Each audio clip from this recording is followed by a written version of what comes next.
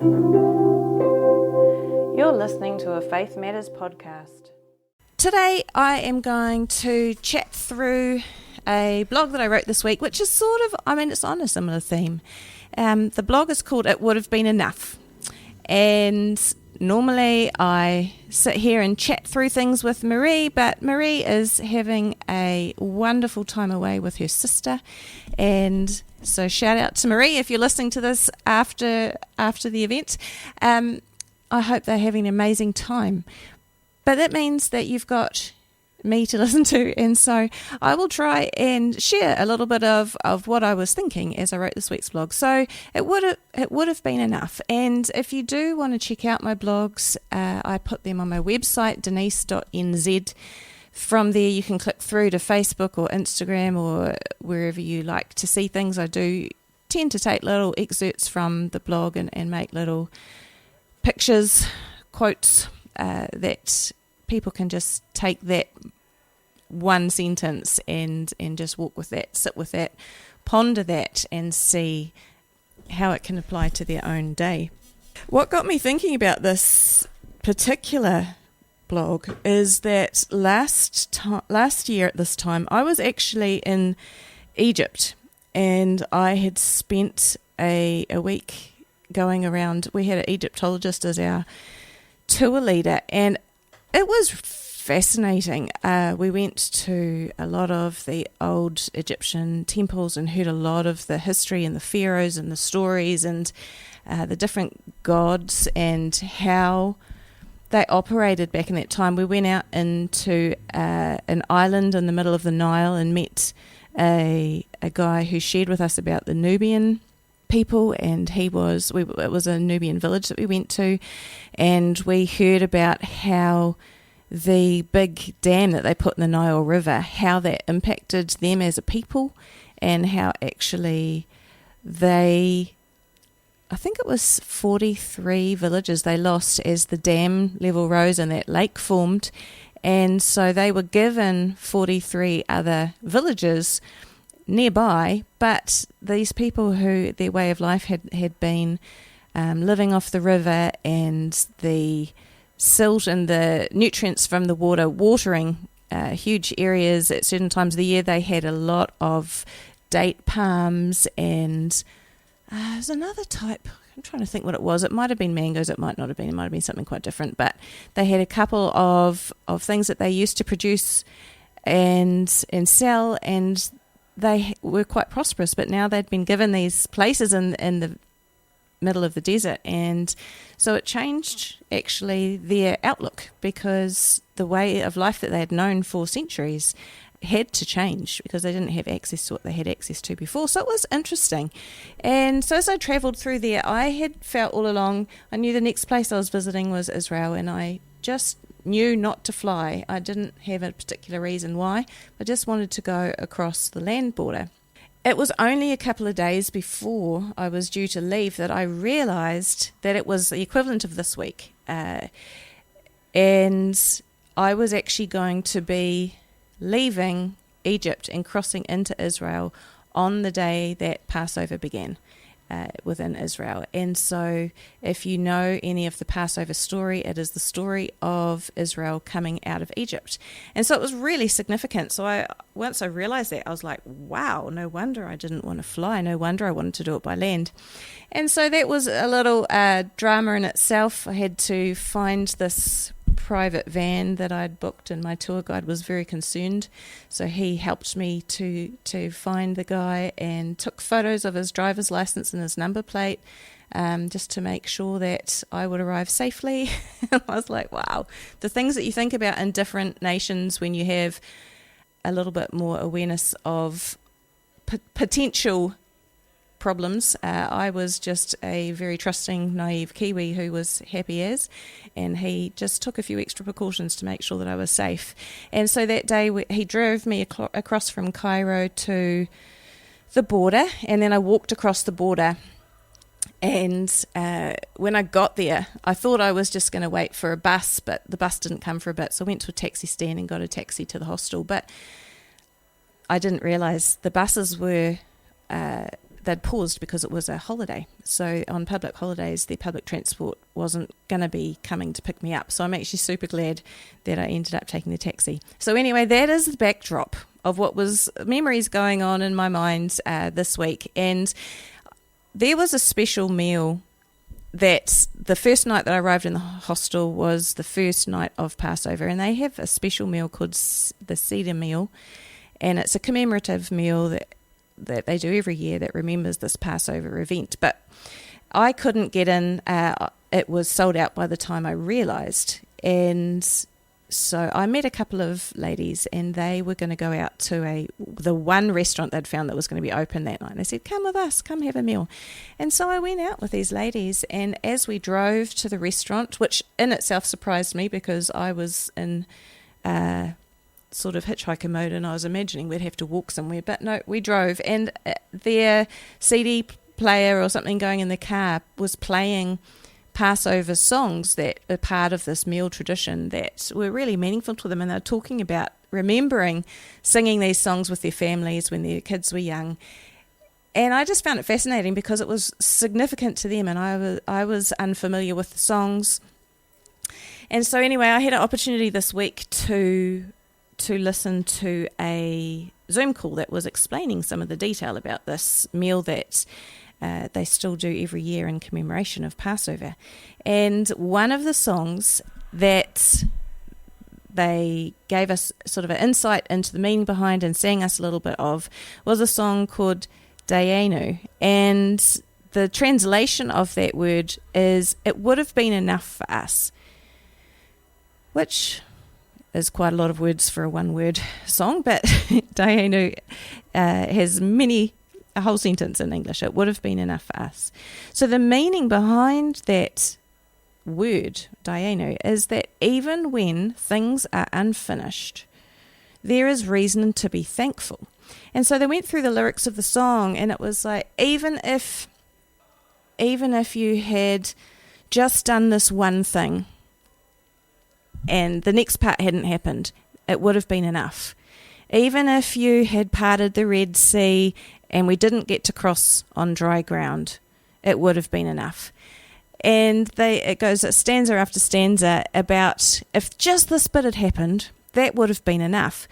Which by itself, if you don't have this understanding of what the song's actually about, that sounds kind of illogical. Like, why, if the Red Sea parted and you didn't get to cross the Red Sea on dry ground, but you're stuck where you were in the first place, it doesn't make any sense. Like, you'd still be in the same position, you'd still be in the same danger,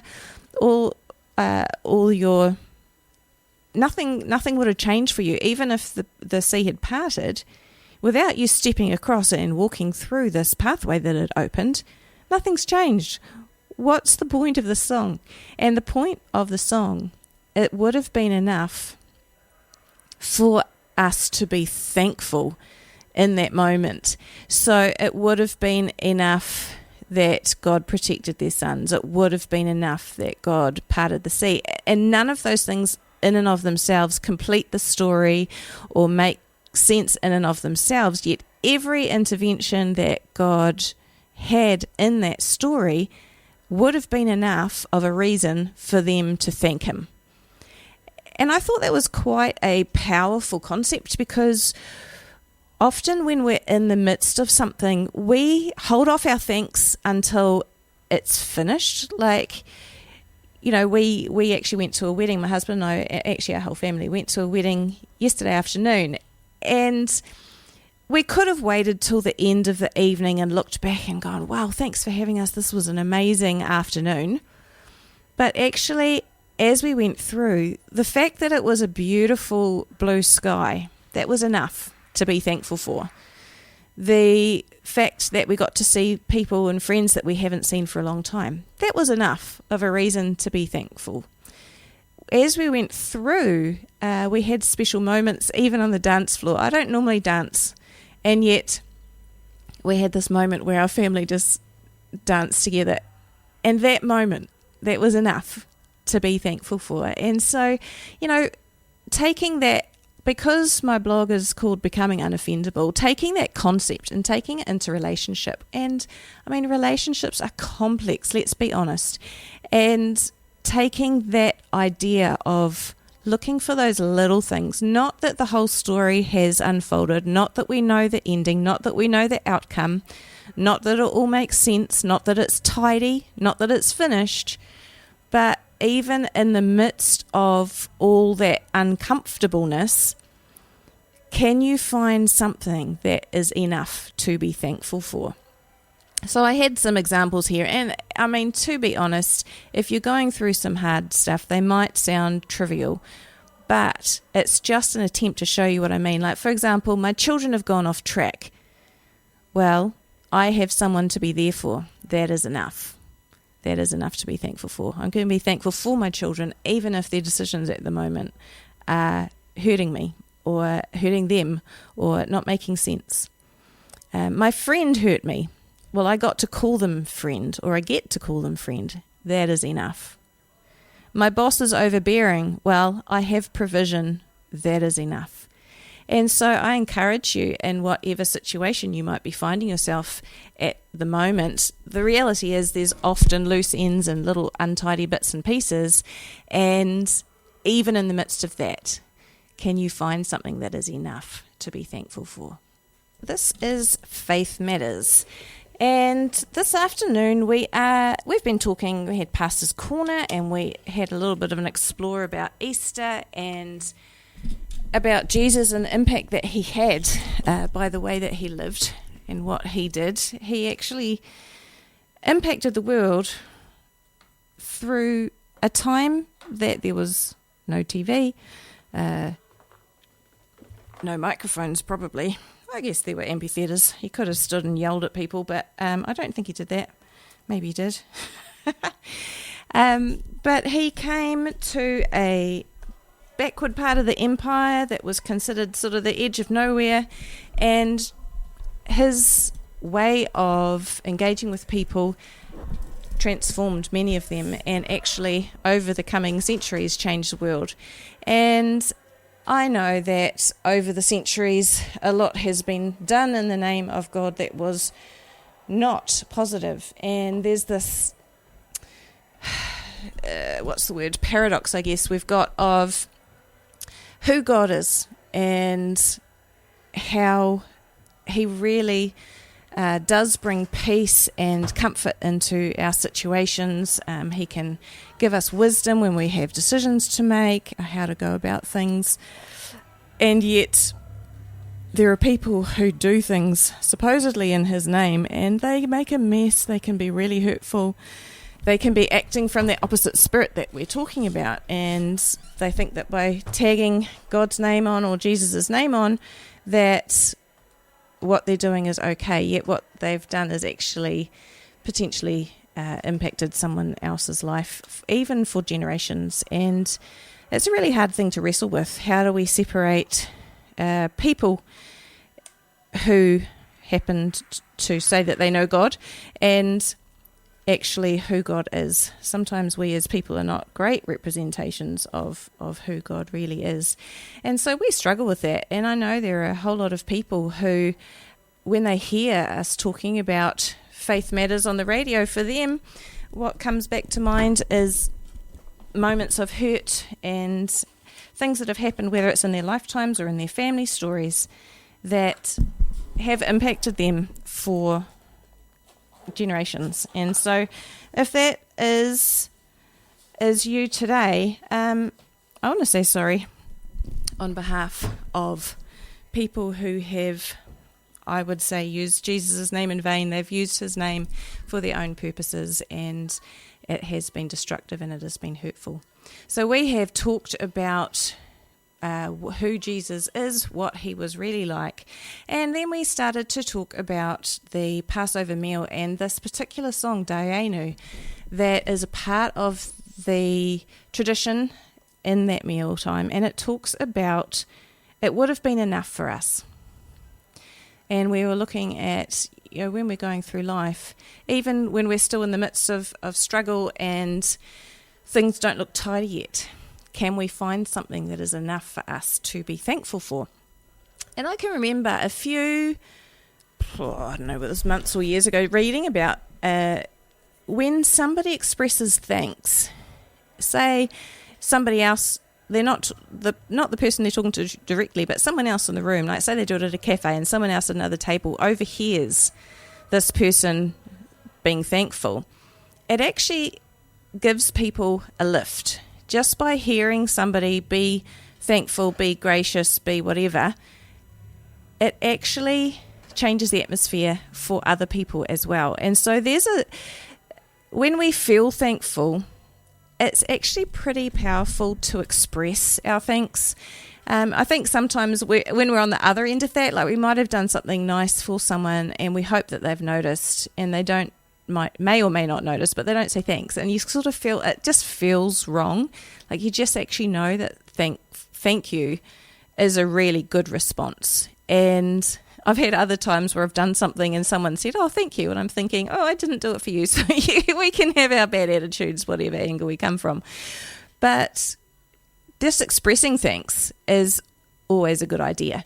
And so we can express our thanks to other people. But I think a part of this learning that this call I was part of the other day, learning about this Seder meal, was that if you know the story of Passover, the leader of the people who led them out of Egypt was Moshe, or Moses as we know him, and he isn't actually mentioned as part of the traditional Seder meal. So that seems like a huge omission. Why on earth would you not mention the main guy? But it's actually a purposeful omission because he was just acting on what he knew God had told him to do. And so for people thinking through and singing the song, it would have been enough for us to be thankful. Well, I mean, they could have been thankful to Moses, but actually behind what Moses was doing was God it was God who sent Moses to help the people. It was God who actually did the miracles. It was God who parted the sea. It was God who granted them their freedom. It was God who led them. It was in every step they were actually able to thank God for what he had done. It wasn't all about Moses.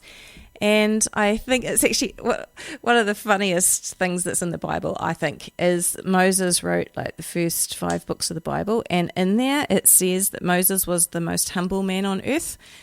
And he wrote that about himself, which I think is crack up. But if you think about that, actually, from what we were talking about who Jesus is and the characteristics that he was expressing, things like being humble. When he did miracles and helped people, he then said, actually, just don't tell anyone. And people often couldn't keep their mouth shut, but he would say to them, don't go and tell people who it was who did this, just enjoy, or just go and show yourself through the proper processes to be reincorporated back into society, but you don't need to tell them it was me. And they'd go, oh my gosh, did you hear about this guy? He's amazing. He just changed my life.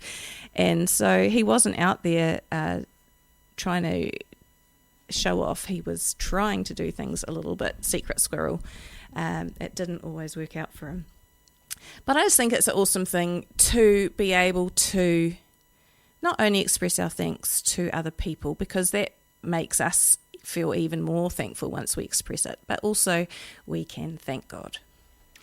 I love it when there's just, you listen to a song like Thank God, and it is just so uplifting. If you actually listen to the words and think, yeah, I could be thankful for another sunrise, even when everything seems to be going so wrong, we can still find opportunity to be thankful.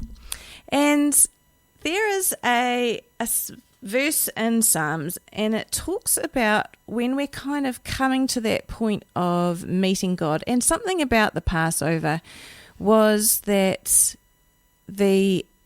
normally later on, once there was a temple and things, often there were offerings given in the temple, and they would be sacrificed in the temple and consumed within the temple space. But on the night of Passover, even later, even when there was a temple, people would kill the lamb and consume it within their own house with their own family.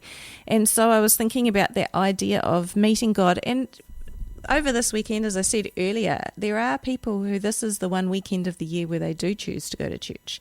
Yet when we're looking to meet God, we don't have to be in a church to do that. And so how do we meet God? There are people who are like, I don't know what to do.